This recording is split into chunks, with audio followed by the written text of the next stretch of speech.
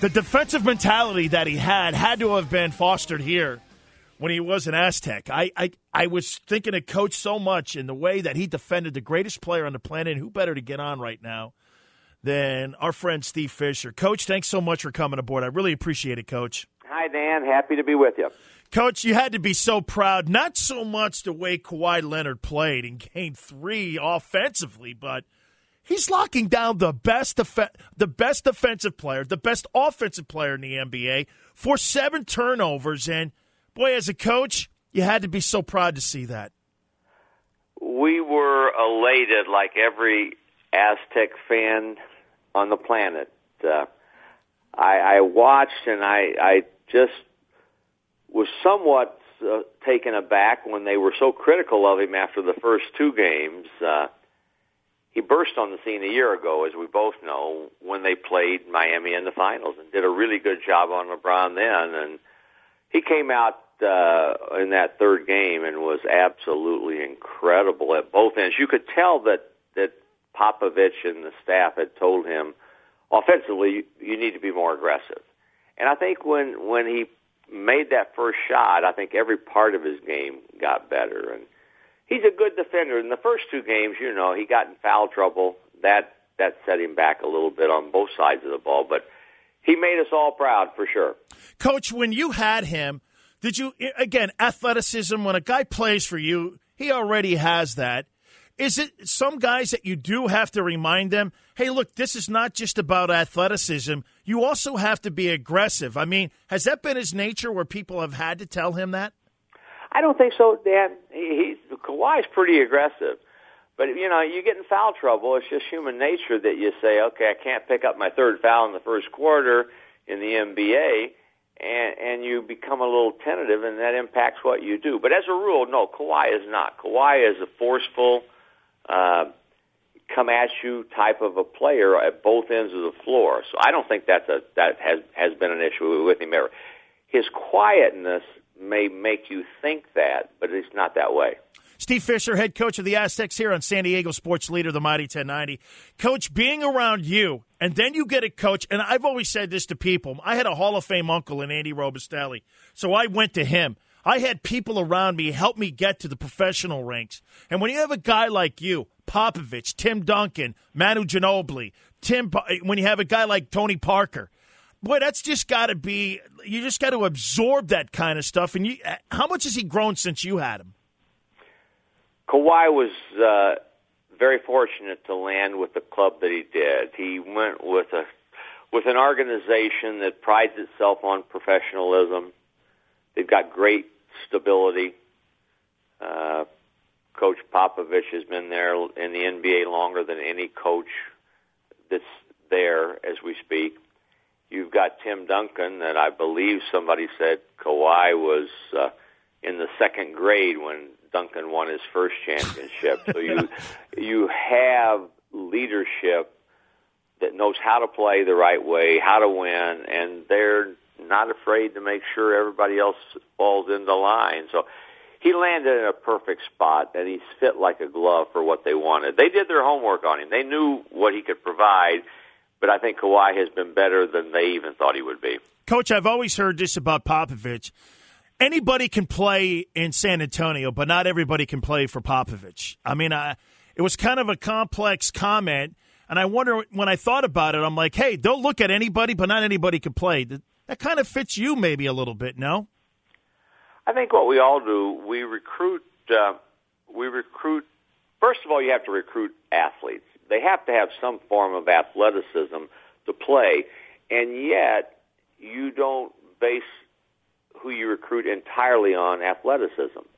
Intelligence, knowing how to play, a willingness to fit into an organization and be part of a team rather than feeling you are the team. All those things factor in, and I would agree with you. You have to give of yourself. You have to sacrifice points. You have to sacrifice minutes. You have to be willing to have someone tell you you're not doing it right, whether you're 18 or 28, whether you're making a scholarship for a paycheck or whether you're making $20 million. And they have that. they have that in that organization, and they're willing to do it. And I do believe they recruit to that, and if you don't fit in, you're not going to last. Coach, for you, I know you can't talk about particular kids and commits and all that because that's against the NC2A rules, but I do want to get what you've created here. You're now getting kids in the top 50 to want to come and play here, where when you first got here, I think I saw 20-some-odd losses, and obviously the whole stuff that was there at Michigan for you. I mean, compare it to what you did at Michigan to what you have completed here or what you're building here. You've got to be so proud of this program where now when people pick up the phone and they hear you, they want to play here now. Dan, we are. We're very proud of what our program has evolved into, and we're a program. And it's taken a while to get there, and yet I think for the last 7-8 years we've been a program. We've been a program the last 4 years or so, 4 or 5 years, that has burst on the national scene to where when you say San Diego State, people say, oh, Kawhi Leonard, oh, boy, they got great basketball. Boy, did you see them make Sweet 16 2 of the last 4 years? So we're proud of that fact. And what we have that supersedes almost every program, 338 or however many they are, Division I programs, is a crowd. And we have an electric crowd that helps us win, that gets others wanting to come to the game. We are a desired ticket, and it's for a lot of reasons. We're immensely excited about what we've done and what there is still yet to do. Coach, how much did you learn from everything that went on at Michigan, and how much of that have you applied it here? Because you look at your graduation, you look at your ranking now, as last year that number even went up compared to what happened with UConn where they were kicked out of college basketball. How much of that experience, because, again, it's well documented, did you really take with some of the successes and maybe some of the failures you had there and applied it here?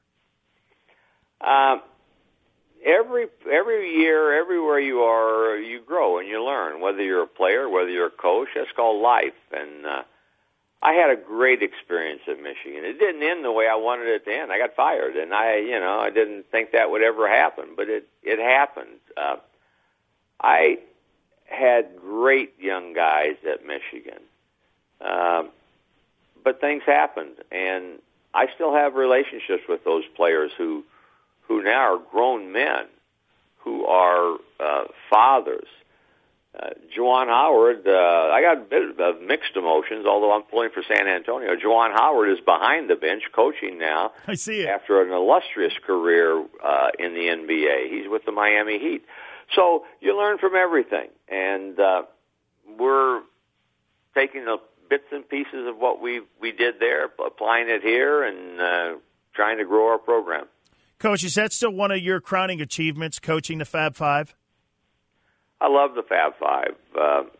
They were immensely talented, great pride, but they all wanted to win more than anything else, and they all gave of themselves in order to win. So they were celebrated too much before they walked in the door and made a basket, but that wasn't them. That was somebody else putting that Fab Five label on them. And, they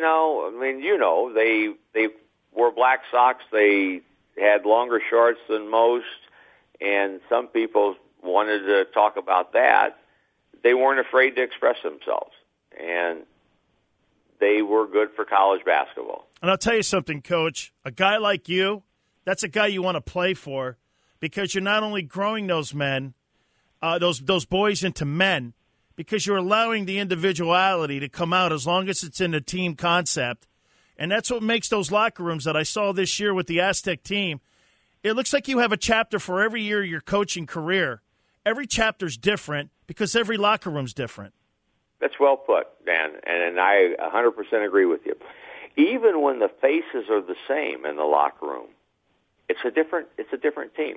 There's a different set of dynamics. You go from a freshman to a junior, you're still that same person, but you're so vastly different in terms of who you are, what your experiences have been, and what you expect of yourself and the team. So I've told all of them, I'm not going to treat you the same. I'm not going to treat you all the same, but I will treat you fairly. We have a few absolute rules that all of us adhere to, but I treat you differently because you are different. And I think we as a staff have a good feel for what motivates, what drives someone in terms of how you deal with them and how you things that you do that will help them. So our goal is to make you better, not to try to be the boss, the dictator, to try to help you become who you can be.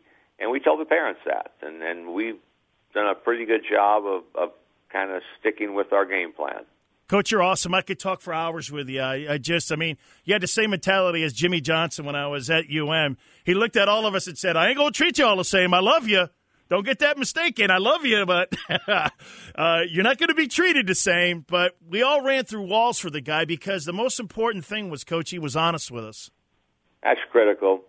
Players it doesn't take them long to sniff out a phony, a guy that talks a good game. So, I've said this to you before. Trust and respect are two buzzwords that are not just buzzwords. We try to live by them. Absolutely. Coach, we got to do this again. I so appreciate it and respect you, Coach. Thank you so much, sir. My pleasure, Dan. Anytime.